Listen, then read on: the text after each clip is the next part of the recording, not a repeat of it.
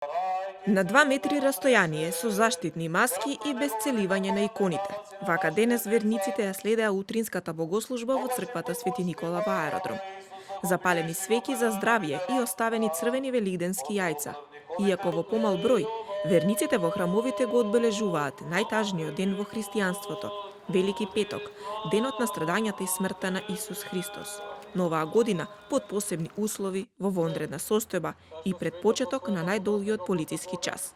Под силно полициско обезбедување, црквите денес до 16 часот отворени за верниците, од 16 натаму само за свештените лица. Верниците оваа година Христовото воскресение ќе го дочекаат во карантин, со запалени свеќи на своите балкони и во своите дворови. Иако не е исто, верниците велат дека ќе ја почитуваат одлуката и ќе го стават колективното здравје пред се. Ако во црквата не ни е возможно службата, но сепак во срцето ќе го сетиме тоа и дома, ќе си го прославиме на истаков начин, како и во црква. Сметате ли дека може дома во домашни услови да се одбележи Не. Христовото воскресение? Не може. Мислам, убаво е да се прослави Христовото воскресение во црква, но во вакви ситуации се мораме дома. Не е исто, друго е тука во храмот, во домот Божи, друго е дома. Да, од нашите домови ќе правиме и мислам дека ќе успееме во тоа ако се здружиме сите заедно и како што се препораките може сите на балкони, на прозори да искочиме, така да ќе си го дочекаме празникот пак достоинствено.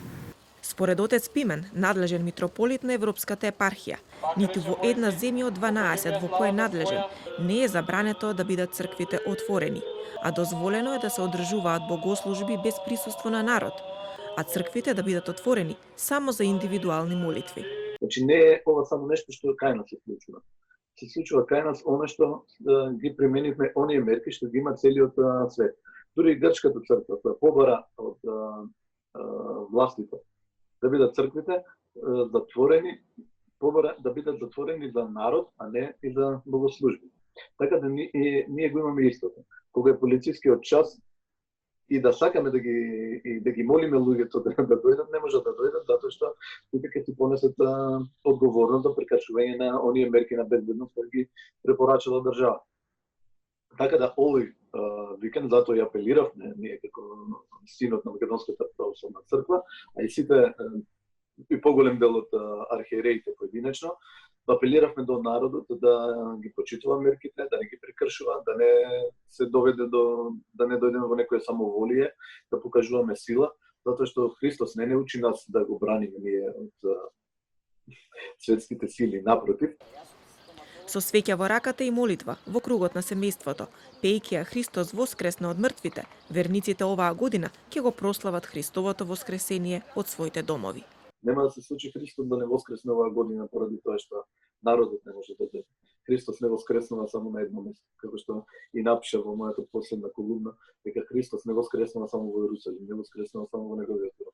Воскреснува и во сите храмови, но воскреснува во срцето на секој еден човек што верува во неговото воскресение. Свештениците утре вечер на полнок ќе ги удрат камбаните и ќе го најават Христовото воскресение. Православните храмови преку пренос во живо ќе ги пренесуваат божествените литургии, додека граѓаните од своите домови ќе ја споделат радосната вест.